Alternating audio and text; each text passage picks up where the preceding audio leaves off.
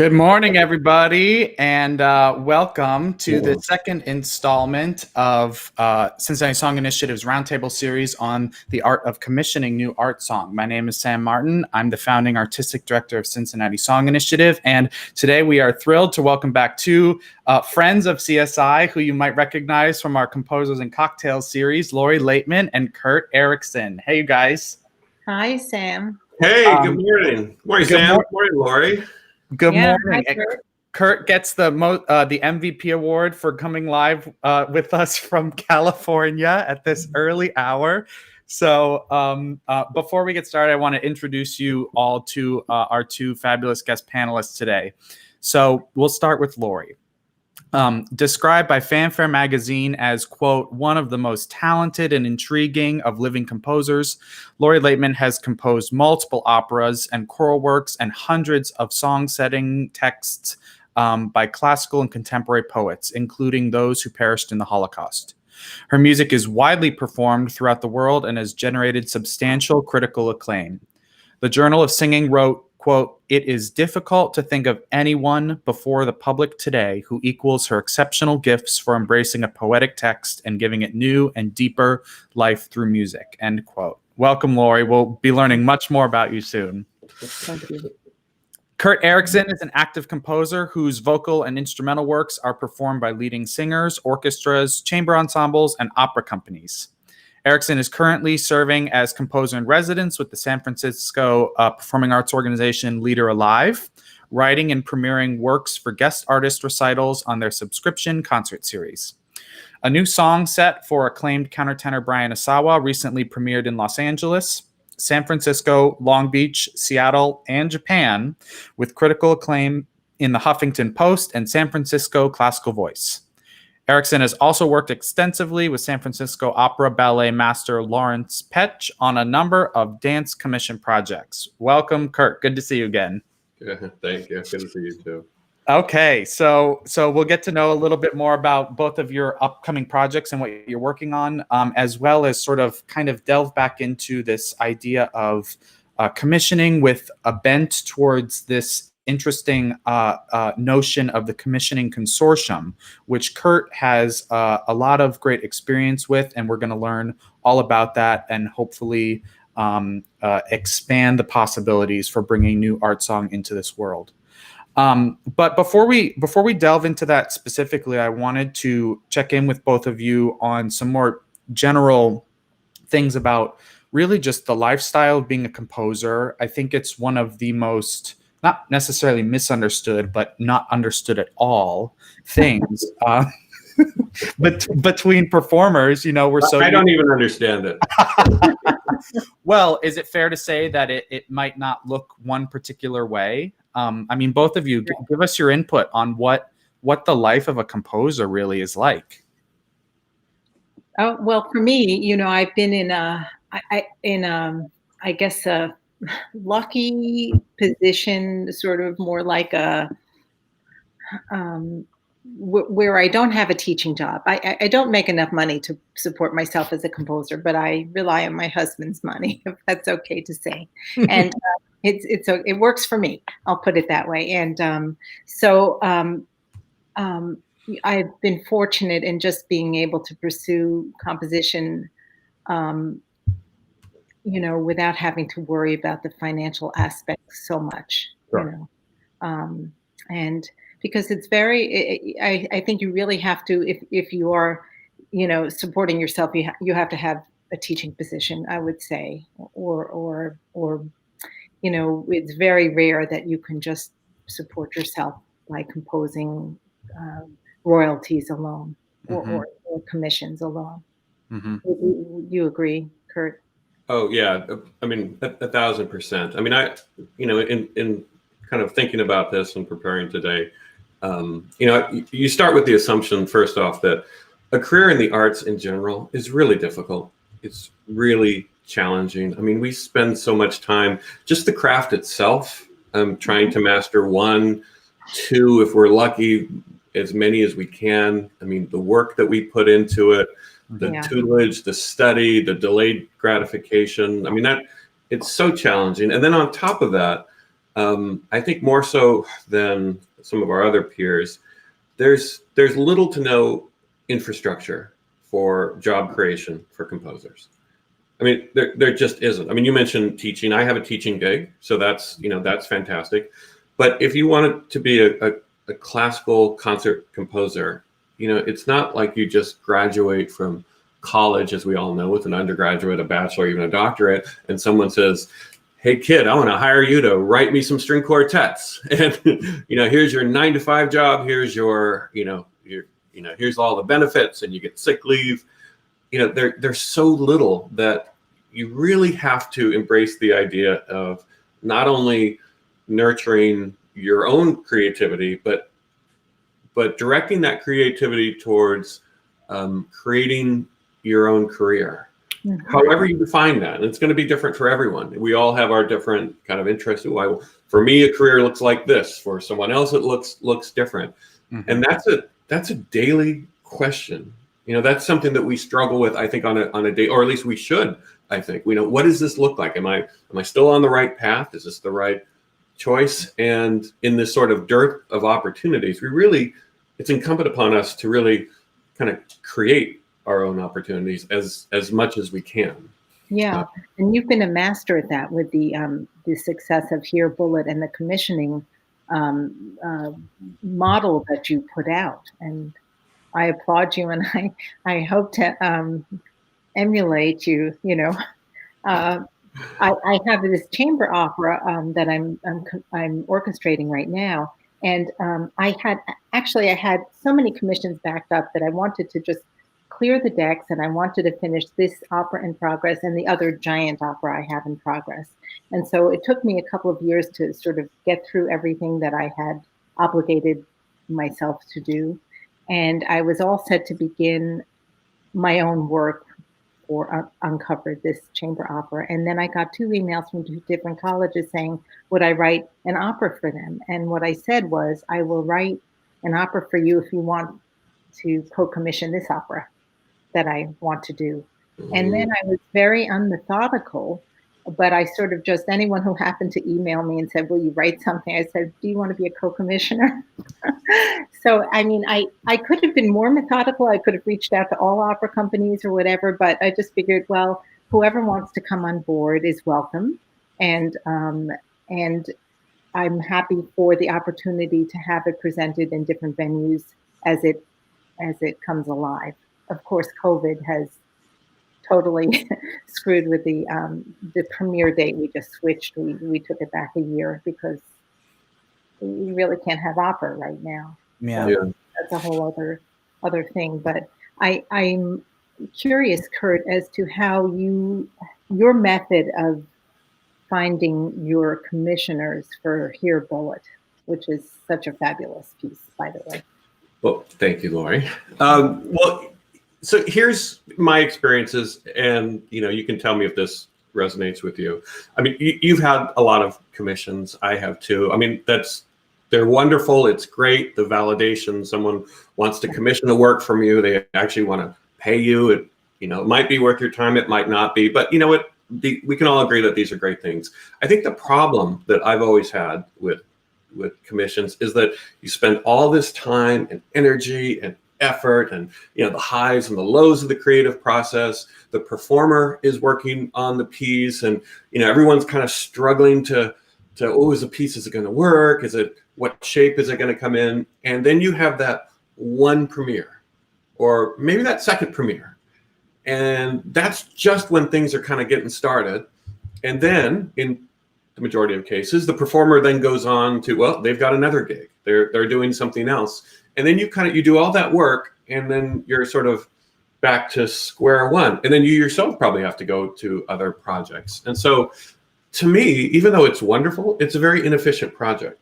And so I was struck by that. And so that idea, the idea of sort of getting more people involved in, let's write for 3 people, or let's write for 4 or 5.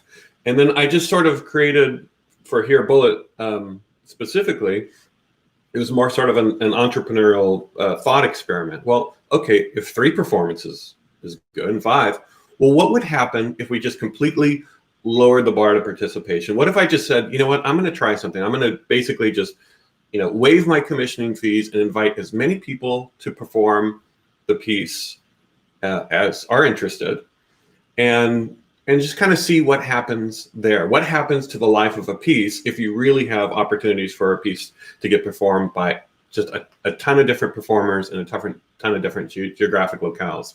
And I'd never done anything. How did you get the word out to everybody? That's what I'm curious about. Was there a method? Did you contact every single singer that you knew, or every single opera department, or or school, or carrier pigeon? Billboards were. Yeah, wherever the pigeons would drop. Well, I think so. Being in the arts, we have to wear many different hats. And so one of the things that I did out of college to kind of pay the bills is I did some grant writing, development work, and sort of project management work. And so I kind of developed some skill sets about like how to move a project forward, and as we all need to in the arts. And so I thought, you know what, I'm gonna create a win-win scenario for composers and performance. So I need to think of them. I need to make this worth your while as a performer, and it'll be worth my while as well. And so once I had sort of the parameters set up, I decided like when I would do it, what would be entailed for the project. And I thought, okay, I'm gonna, there's so many performers out on various social media sites, and I'm gonna like create a post and say, hey, if anybody wants to jump in, this is what I'm doing. If you want to take a look at my works, I'm over here. I have some history of success with this. Here's some recordings. I have a composer residency with an art song organization since 2013. If you agree to premiere the work during the 2019-2020 season, then you'll be labeled as a co-commissioner for the project. Right. So I'll get more performances, and you get an opportunity to commission work without really paying commissioning fees. Yeah. So again, I had no idea. I said, this could work. Well, this could just completely tank. But you know what? I'm going to try it. An arts career is all about doing things on spec anyway. So I thought, what's the worst that can happen? Yeah, it's a great idea. And I was lucky. Before COVID, we had I think just over 25 singers that jumped on board for performances on 3 different continents. We had, because it was so unique, it caught the attention of some articles in Classical Singer. There was a review in Journal of Singing that just came out. San Francisco Classical Voice. One singer, Andre Chung at LSU, he wrote his doctoral dissertation on both the artistic side and the entrepreneurial side. So it was, more than worth the time and energy. It really made sense to me. So Kurt, to clarify, you're saying that the process you just described is what we're calling the commissioning consortium, right? Correct. This idea where you create basically a pot for performances by sort of blasting out the information about it, getting people to sign on to this project, and you get all these performances of the piece. And there may or may not be a small fee associated with it, but nothing. Yeah, I've since seen people who have asked for small fees. Again, this was sort of uncharted territory. So I thought, I'm going to do this in the summer months while I'm not teaching. And I see Juliana Hall has a comment. Hi, Juliana. Typically we have a commission, and you get money at the front end, right? Okay, here's the half when you start, here's the half when you finish. And I thought from this, well, if I get X amount of performances, I'm going to get pretty much the same amount of money on the back end from royalties. Right. So can I live with that? Yeah, I can. And are there going to be additional, opportunities for me that go beyond just that one performance, even if the money's the same? Absolutely.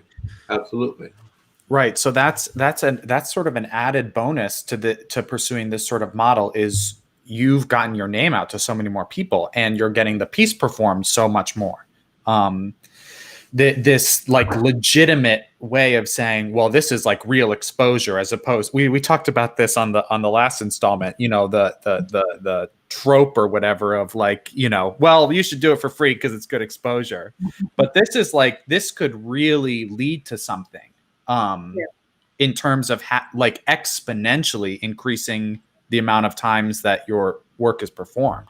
You're finding new musical friends. I remember the composer Pauline Oliveros, who was just wonderful on so many levels. She used to talk about this, about, cultivating friends, musical friends who will support you, they'll perform your works, and I think what you're doing is you're giving yourself an opportunity to make and meet new friends, who people, I might not meet the singer who's in Florida or, in Maine or Chicago or wherever they might be, but suddenly they're like, wow, this is great. This really moved me. I loved singing it. This is great. Hey, why don't, maybe we can have you come out for a workshop next fall, or, hey, I've got this other commission project. Are you interested in this? Or I'm going to do a recording. And now suddenly, things kind of grow exponentially from there. And so it has been something that's been worthwhile to me. And I think also we want to advocate for our fellow composers, right? I mean, it's not just a me thing. We're all in this together. And I think this might be, one possible template for moving forward, to help all of us. Your wife wrote something nice. Is that your wife? Yeah. That's Heidi. Yeah. She's upstairs right now. Hello. Yeah, it sounds great. I mean, and lest we forget that we're in this to create these sorts of connections and make these kinds of friends and pass around our art. It can get a little bared teeth these days, because sometimes it feels like the pickings can be pretty slim. But at the end of the day, isn't this why we're here?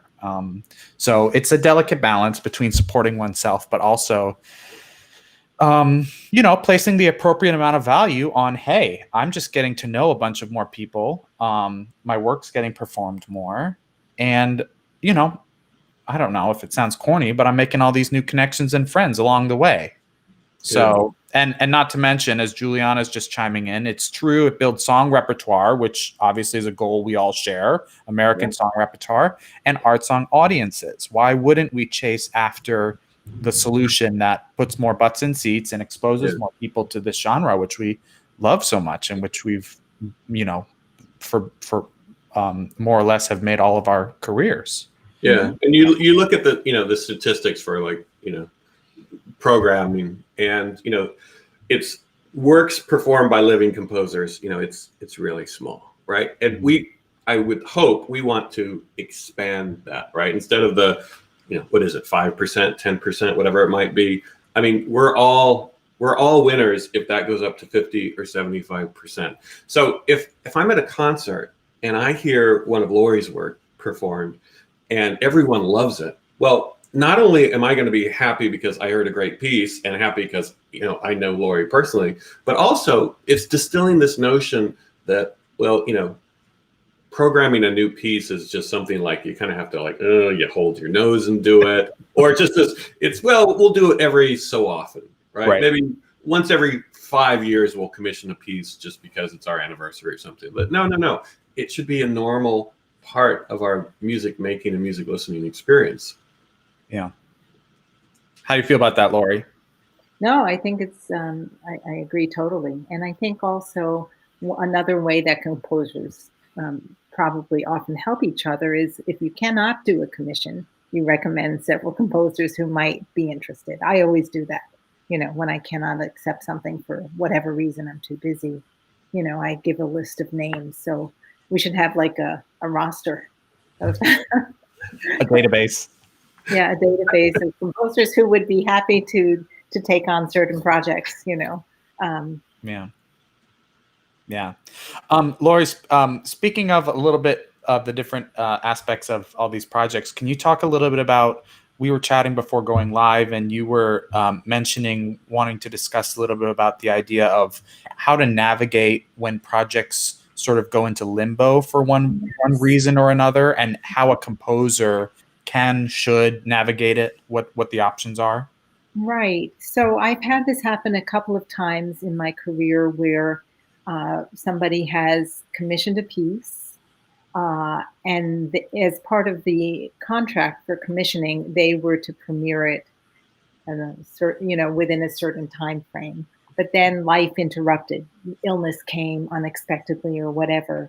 And so with one particular piece, I'm thinking about that piece sat in limbo for 10 years. And then I thought, oh, well, I'd like to get it out into the world, So I contacted the original singer and I said, do you want to sing it, or can I have the right to hire somebody to record it and put it on my next CD and get it back into the world? And that's, we just negotiated, and that's what I wound up doing. And now, certainly there are usually time restrictions on like in terms of exclusivity in a contract. Like, you're going to write me this piece and I have exclusive rights to perform it for 1 year or something like that. That I have had several times, but if it is not performed within 1 year and there aren't, circumstances like COVID where you might make an exception and expand it to 2 years or 3 years or even, you want to have some kind of safety net where if it's just forgotten by the performer for whatever reason, you can get it back. You can retain your exclusivity, rights and get it out into the world. You don't want to be caught in a situation where you've written something that you think is great and then it just is sitting in a vault, So you always have to be cognizant of that. And it's often also in record contracts, I've found, where they say, we're going to take copyright of this, which is, I don't give away my copyrights anymore, and I had to spend a lot of years in a legal wrangle to buy back the copyright to one particular piece. But in terms of recordings, when you get a recording done, a commercial recording, they own the recordings, even if you have produced it and spent all the money hiring everybody. And, and that's kind of ridiculous, but that's what it is. So you just want to have some kind of, you want to think about not letting the piece get stuck in limbo, so either put a cap on it in terms of, if you don't perform this within the next 2 years, I have the right to have anybody else perform it. Right. And Juliana just chimed in that she has that exact timeline in her contracts as well. So that makes sense. Yeah. You don't want to get stuck in the pipeline. Yeah. Kurt? Yeah. I think that's totally reasonable. I mean, as composers, we need to have our music heard. And if it's just on a score sitting on our piano, I mean, no one's winning that way. There's plenty of singers that we could work with. So I think that's a great idea. Yeah. Now, Laura, you just chimed in. First of all, as soon as I'm done with my opera, your piece is next. So that's good. But in times of COVID, I am of course much more likely to extend any deadlines. I mean, this is a crazy time, and it may not be possible to do anything for the next few years. Yeah. Although I'm wondering with art song, because it's such an intimate genre, whether we can have, like Shubertiads, Eric Sonniads, in a small audience with masks, right. Singers with masks or something, or done outside where you have intimate evenings, right, and spread your art that way. If only we had our own cocktails, huh? That's right. Good thing you guys do. Good thing you do have your own cocktails. And I drink my cocktail all the time. I invented the Kirby, named after my dog. Yeah. Sometimes I drink it without alcohol, and sometimes I drink it with alcohol. But It's completely versatile, and good thing you all can sign up for a CSI Digital Pass and be with us this year as we intend to continue producing art song concerts, and we'll be delivering them in the comfort of your home, in high quality recorded settings, really moving the needle forward on that whole the production value. As we move forward and we're relegated more and more to delivering stuff digitally. Lori, to your point, I think that we will see a lot more creativity and maybe a return to the old days of even smaller, more intimate gatherings for art song performances. I certainly hope that we do, to the extent that it's safe to try something with 15, 20 people. And you might not be able to do it in a living room because 15, 20 people in a living room is just as cramped as, a full opera house. Right. But I'm very curious to see what some folks come up with for this, So there's this weird living on the edge excitement to see how the COVID era can like positively affect and spur creativity and creative thinking for how we can re-engage audiences and bring new family members into the community. At the same time, of course, it's devastating everything that is happening and the work that's just stopped. Yeah, well, I can speak to that in terms of like kind of new opportunities.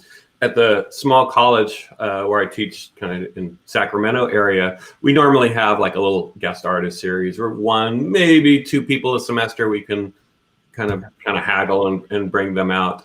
But since we're online, geography is no longer an issue. So our department, we decided sort of like to go big and let's do a weekly event series. And was it last week? I think maybe 2 weeks ago, we had Karen Slack who came on. We interviewed her. She recorded a 30-minute, just an incredible set of art songs by African-American female American composers. I mean, it was just amazing. But Karen's in Philadelphia and we're on the West Coast. There's no way we would have been able to fly her out. I mean, right. We shouldn't have those resources. And we've got people lined up, just about every week. So find the opportunities where you can make them. And there are some things that we can kind of use this to our benefit. Mm-hmm. Yeah. I think, when I was growing up, a lot of kids, I'm old, learned about classical music through cartoons, and I think maybe we should start the Art Song Cartoon Network. Perfect. That would be a good idea. We just have to hire all the Disney people from Cal Arts, Yes. Probably need work,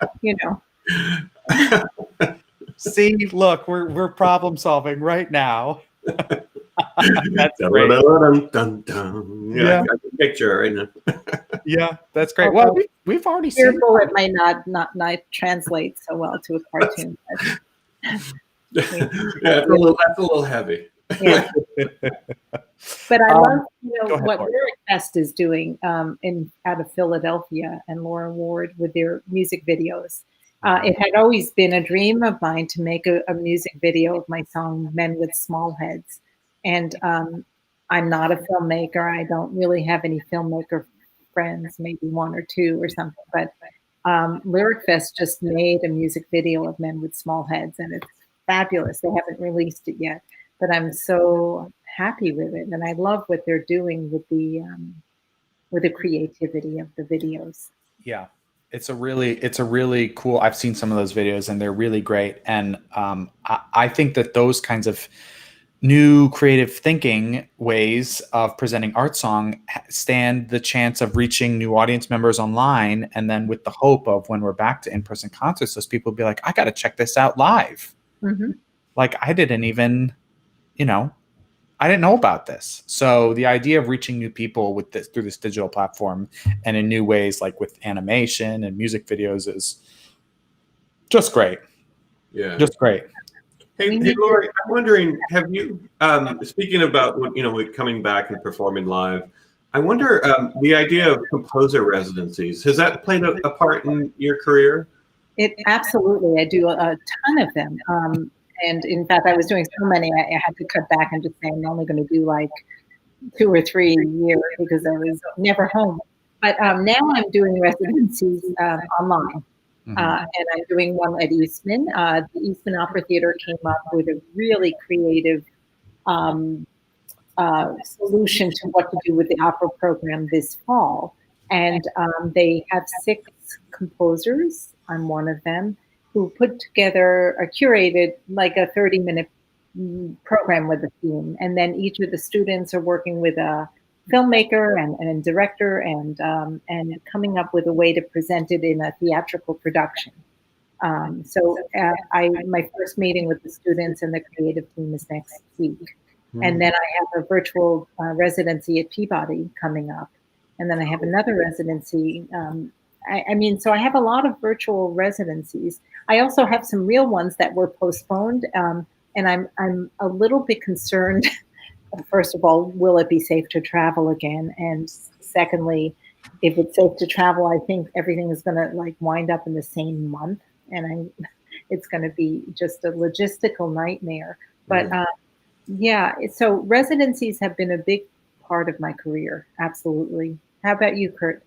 Yeah, they have. And I sorry, Sam, I'm taking over the interviewing portion of this.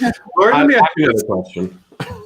No, I'm wondering, do you think that, like I told you that we were able to work with Karen because it was online. Do you think that you've had more virtual residencies because of the fact that they don't have to fly you in? It's just a little bit easier. Hey, here's the Zoom link or whatever it might be.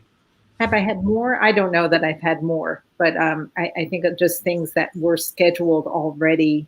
Oh, I see. Became virtual. There are a few that are happening that wouldn't have happened, but it is easier than getting on a plane. I'll say that. Yeah. You know? Yeah. But it's not the same. I mean, there's the excitement of really meeting somebody, face to face and working with the students and the faculty, and I always enjoy that. Yeah.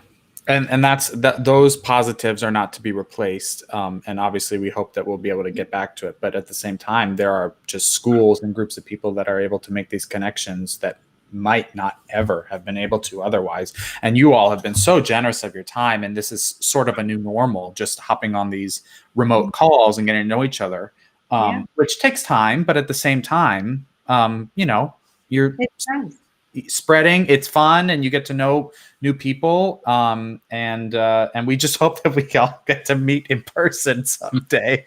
Yeah, I feel like I know you, even though we've never ever met, right? I know. I was supposed to meet you this summer, Kurt, at the Nats event, but we'll have to have a big party once it's safe. Yeah, I'll share a Kirby with you.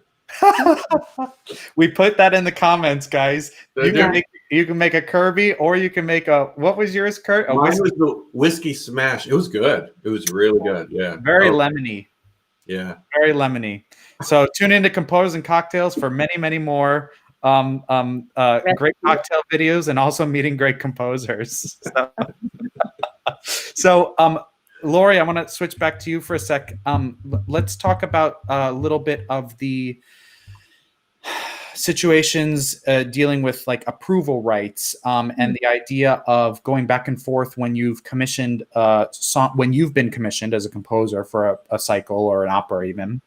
And all the different parties that you're dealing with, the performer, if they're the commissioner or a presenting organization, or a librettist / poet, and how do you go back and forth with it can be complicated. So I have actually a live premiere happening in October at Wigmore Hall in London. I was going to go over to London for that. I'm not anymore. Yeah. And I would have loved to have been there, but Wigmore still is having this, even with the new restrictions, and they have very tight regulations about how many people can actually be in the hall. But that was a co-commission from BBC and Royal Philharmonic Society, and I was very, even though I said I wasn't going to accept any new commissions because I wanted to work on my own stuff, when that came in, I accepted it. So, when BBC knocks. Yes, I mean, you don't turn that down. Yeah. So, but that was kind of interesting because not only did I have to, and this was for a Kyrgyzstani soprano,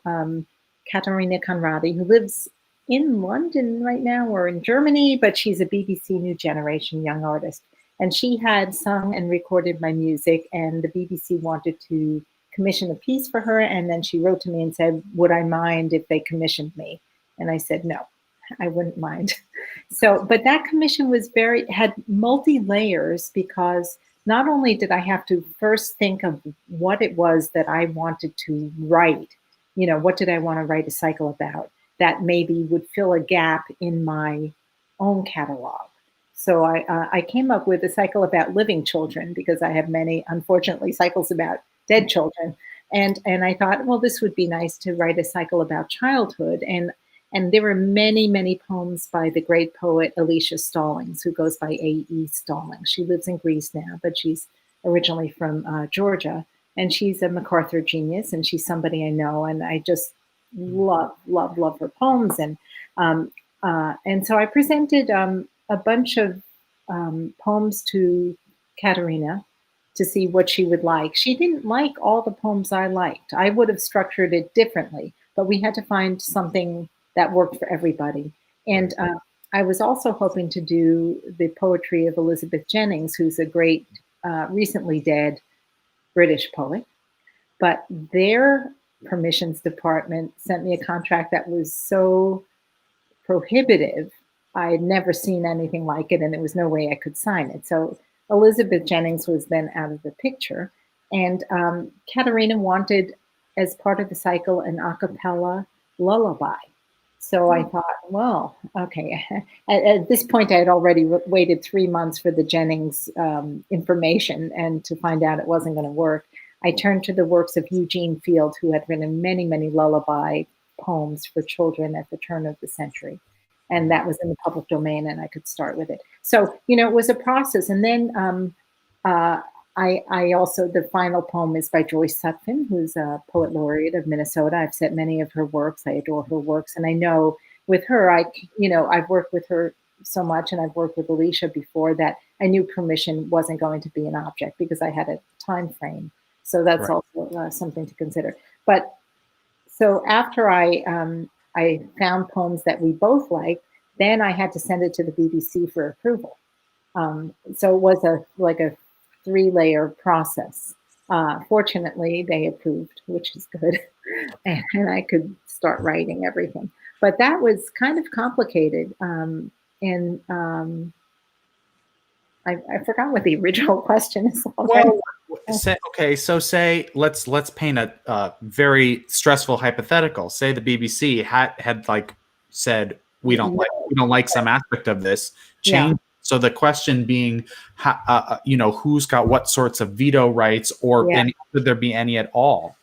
Yeah, well, I think in this case, because they are the BBC and I'm just me, that they did have veto rights. That was part of the original contract, that they needed to approve the poems and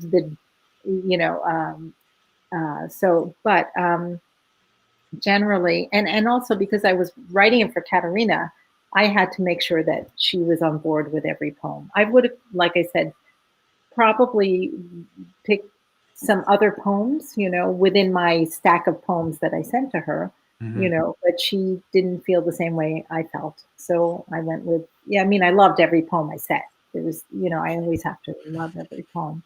So there's this spectrum of collaboration between all parties involved? Yeah.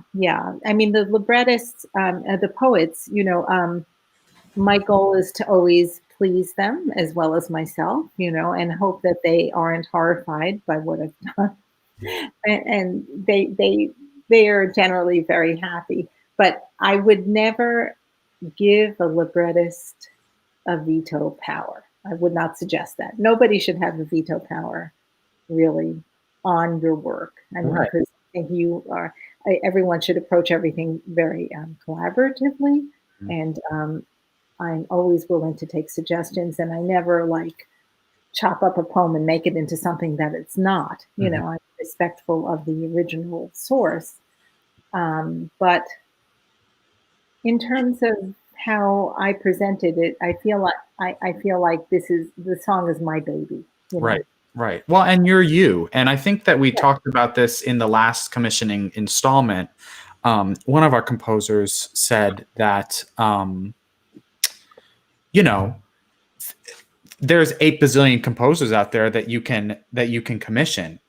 It's sort of the commissioner's responsibility to an extent to do the research or like know who they want to commission, because theoretically they'll know some semblance of a sound world or a style that they'll get by commissioning Lori Laitman or Kurt Erickson or anybody else. Absolutely. So hopefully that homework, to put it bluntly, has been done already by the commissioning party, and you know sort of what realm you're stepping into when you choose the actual composer to go ask, hey, can you do this for me? Yes, absolutely. Yeah. I've found that this is an anecdote and a generalization on my part, but I've found that that working with living writers, poets, playwrights has been just a really fantastic experience, and it's been so much easier than dealing with, let's say, a poet's estate when that poet has passed away.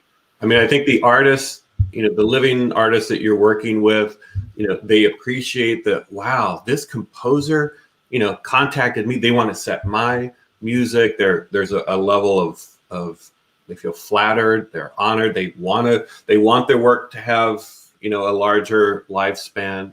This is a generalization, but I've found this to be true. I think the problem. Yeah, the problem is always the publisher, and does the poet have their own copyright? That's what I found. I find in the estates too, if it's someone because someone then who's not an artist, but they're taking care of their uncle's work, and they sort of see themselves as a gatekeeper, and they don't have the same types of artistic sensibility, and maybe they feel they're trying to sort of protect their, I don't know, reputation, perhaps. That for me is when you get into trouble. Yes, and certain publishers are great with composers, and certain publishers are horrible with composers. And so, I have made it, a rule never to work with a particular publisher because they don't, because of their own restrictions on the music that you can create. Yeah, I got one of those too. Yep. the blacklist. I like what you said about wanting to, I don't know if this is the right phrase, please the poet, or you want to make sure that that they're happy with the work too. When I was first starting to work with Brian Turner, the poet who wrote Here Bullet, fantastic poet, wonderful guy. We hadn't really though met. And so, yes, I took care of the permissions and all that. And so I set the first song in the set, Here Bullet. And so I recorded it with a very dear friend of mine, Omari Tao. And it was sort of, for the people who are in the commission, it was sort of, this was the sample. Here's the first piece. This gives you an idea of what the set will be like. It also gives you a head start to start learning it. And I had very few qualms about sending it to singers, and I was getting great responses back. Oh, I loved it. It's so dramatic, all that stuff. But when it came time to actually send it to Brian, I was nervous. You were scared. Yeah. Really? Yeah. And I had no reason to be. I already had the permissions, right? The documents were signed, but I just thought, like, gosh, what if you want to? You hope that they're going to love it like you love it. Yep. And often I call my poets or my librettists when I'm working on something, and I sing to them over the phone. And I'm a terrible singer, so but I share. I get so excited by what I've done, And sometimes they'll say, "Oh, well," when they start crying, then I really feel I've done a great job, But sometimes they'll have suggestions, or they'll say, "Oh, well, could you move this here or move that there?" And sometimes I do, sometimes I don't. But sometimes it takes a few days for me to accept a suggestion. Well, what did I hear you say, Lori, on one of your recent live stream talks? You get very good advice that you love to hear from someone very close to you very often. Who's that? Oh, is that my husband or my daughter? Yes. You get honest feedback, and you appreciate it very much. I am the most scared of my husband's advice and my daughter's advice, I mean, like, and even if I play something for my husband and he doesn't even say anything, but he just has a certain look, it's, or you can do better than that, or, and then I feel like, okay, well, now I have to do better, or my daughter is, who's getting, I have mentioned this many times, wonderful composer. She's finishing her PhD at Eastman right now. And she is just brilliant at honing in if there's any little defect in my song that I know about. I don't have to tell her about it. She just says, "Oh, Mom, what about this in this measure? I think maybe you should think about doing something else." I mean, she doesn't tell me what to do, but she gives me her advice. She's just a brilliant teacher. I consider she's my teacher. Well, first of all, that's incredible. That's incredible, and it's amazing that you both have that openness and generosity of spirit. But to that point, rather than someone saying, "Oh, this is exactly, get in there and fix this one little thing," but the idea of someone who you trust and respect saying, "Hey," or just planting the seed in your head that there could be something that you could find a different solution for a different place, and just basically inspiring you to go back to the drawing board in a certain moment where you may or may not have necessarily thought about that for that moment. Yeah. So just. And I do that also. There's a wonderful composer in DC, Jessica Crash. She doesn't do that many art songs, but she does some. But we get together, we have real coffee, or we used to have real coffee. And actually Simon Sargent too, who moved to this area, wonderful composer who used to be at Southern Methodist, and he retired here. And so Jessica and Simon and I, we get together, well, we used to, and have lunch and just talk. But Jessica and I will share scores with each other, and I'll give her my opinions and she'll give me her opinions. And that's really lovely to have that sort of openness. And I treasure that, I would love to do that with everybody, if I had time. Yeah. Yeah. Well, are there any parting thoughts, any sort of topics that would be worth hitting on as we close out this two-part commissioning series? I know both of you kind of saw in retrospect our first installment. If there's any final parting thoughts, I can't think of two better people to have the final word. Anything, Kurt, Lori? Keep commissioning composers, because you're adding to the repertoire, and this is an amazing era for great American art song. Mm-hmm. Because we're all amazing, right? Yes, you're amazing. and American poetry is coming of age too. Yeah. So we're having this collective ripening. Yes.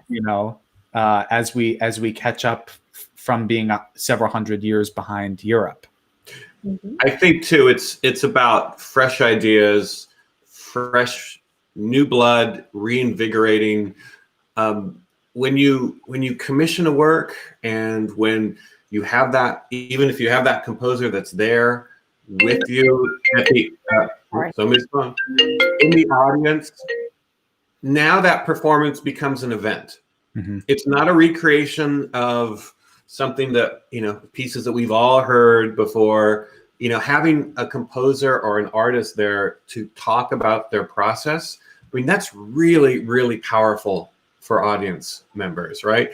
And you can't, let's face it, Benjamin Britten's not going to show up to your concert. And you can't bring up Schubert for a Q&A, right before mission, right? That's not going to, it'd be great. Yeah. But they're not alive, they're not here. But you know what? We can bring Lori here, and we can bring all the different composers and the people in the audience who, we live this stuff 24/7, but there's a whole lot of people who come to a concert and go, wow, that's fascinating. You're really, you do this? How did this music come out of your head? People want to hear that, right? It makes it more engaging. And so I think any opportunity that we can do this, I think we should. We need nicknames. I want to be Verity on the Potomac. What do you want to be, Kurt? Can I get back to you on that one? We need handles or something. Oh my gosh, that's a great idea. Well, and having the composer at a concert to speak is the icing on the cake, and is similar in vein. Like at CSI concerts, our artists speak before each of their sets, and it's not some sort of lecture recital where it's given the birth and death dates of the composers and the poets. It is trying to basically, in 3 or 4 sentences, create relate what they're about to sing, whether it's 400 years old or written yesterday, relate what they're about to perform to the audience, and kind of give some sort of grain of information to the audience so that they can hook into it better and relate. Because we live in this world of poetry and classical music, and we're used to it. And to ask someone to come off the street and just listen to a concert that is all settings of poetry, we have a wide spectrum of degrees of comprehension of poetry, or at the very least, folks might not get it on the first try, on the first hearing. So to have artists or composers there to sort of bridge that gap and make it feel more real, like, oh, this is happening now. Yeah. So someone named Heidi Moss, I'm not sure who that is. Who is she? Not sure who that is. With my residency at Leader Alive in San Francisco, one of the things that I do, and put this under the category of advocacy, is we also commission composers to write pieces beyond just my own residency. And so I think we've had about 17 or 18 so far. And whenever possible, if the composer is there, it's usually before intermission. As the composer in residence, I'll take this role and we'll do it. We'll go up on stage and we'll just have kind of a quick Q&A. They'll talk about the piece, what you can expect, have the intermission, and then you hear it. And I think it just makes the audience, they can connect to that person on a personal level. And they're much more receptive to the piece because of that. And every time we do this, it's like clockwork. You hear people just talk about, oh gosh, that was so great. I loved her piece. I loved his piece. Oh, she's wonderful. I could really tell, I could hear bits of her personality, or when she explained what she was trying to do, I really heard it in the music. So you're really setting someone up for success as well. We could think of it in these terms as well. Yeah. And thank you, Sam, for everything you are doing, and CSI, because you have been so inventive and presented such great content. It's really a joy to see what you're doing. We're just trying to keep the moment alive and tick the needle forward at the same time. And so I appreciate that very much. It's the joy of our lives here at CSI, me and Laura, and all of our artists. We are thrilled to have this extra component of really reaching out to composers and new friends on this new platform. So we really, appreciate you guys for coming on. So I think that's a great place to call it. I welcome all of you viewers, if you haven't already, to sign up for a CSI Digital account on our website. You can access all of our content that we've been putting out since April, since the quarantine started, as Lori mentioned, all of our digital programming. And through the CSI Digital platform, you will be able to engage in all of our musical concerts, which are about to start up in October, beginning with an incredible concert video celebrating Black artistry and composers. We've already recorded it. I am so excited for you all to hear it, and it's going to be out of this world. And we have a full main stage season lined up as well throughout the 2020-21 season. So please join us there. You can also see all future and past composer and cocktail interviews, which Lori and Kurt are both hanging out in the archives there, which we are so grateful for. And we'll continue to add to that, as well as all of our other series as well. So I encourage you to sign up. So thank you both, Kurt and Lori. Great to see you. Thanks for all your wisdom and your generosity.